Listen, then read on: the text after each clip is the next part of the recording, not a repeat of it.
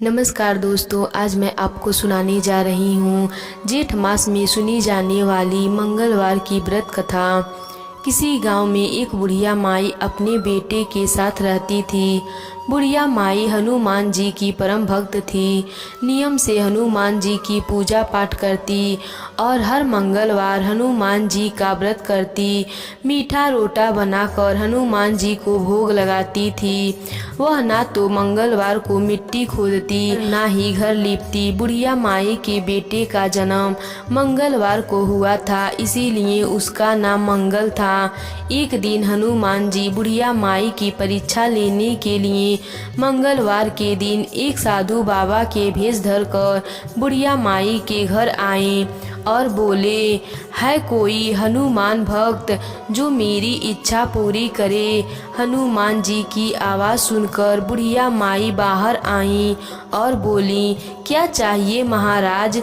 वो बोले, मैं बहुत भूखा हूँ, भोजन बनाऊंगा, तुम मुझे अपना आंगन और चूल्हा लीप कर दे दो। या माई ने हाथ जोड़े और बोली, महाराज, मिट्टी खोदने और आंगन लिपने के अलावा आप जो भी आज्ञा देंगे वो मैं अवश्य मानूंगी। साधु बाबा बोले, पहले मुझे वचन दे दो, मैं जो भी कहूँगा तुम वो करोगी। बुढ़िया माई ने वचन दे दिया। साधु बाबा बोले, अपने बेटे को बुलाओ।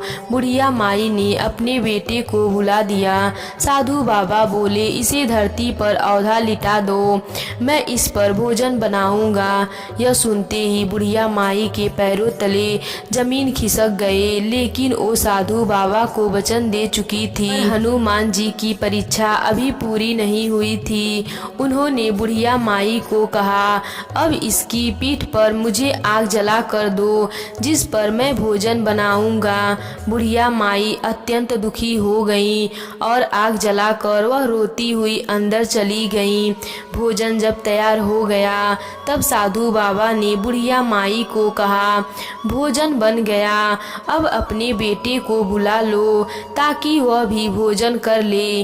बुढ़िया माई बोली, महाराज, मेरे दुखी मन को और दुख मत कीजिए, मैं अपने हाथों से स्वयं अपने बेटे को अग्नि के हवाले किया है। लेकिन साधु महाराज नहीं माने। तब बुढ़िया माई ने अपने बेटे को पुकारा। बुढ़िया माई के आवाज़ सुनते ही मंगल हंसता हुआ घर के अंदर आया और बोला, हाँ माँ। अपने बेटे को देखकर बुढ़िया माई की खुशी का ठिकाना ना रहा, परंतु वह हैरान थी कि ऐसा कैसे हो गया। वह अपने पुत्र सहित साधु महाराज के पैरों में गिर पड़ी। हनुमान जी ने उसे अपने दर्शन दिए और बोले, जो व्यक्ति जेठ मास में मेरी पूजा करता है, मंगलवार का व्रत करता है, मेरी कथा कहानी सुनता है, मैं उनकी हर मनोकामनाओं को पूरा करता हूँ। बोलिए हनुमान जी की जय।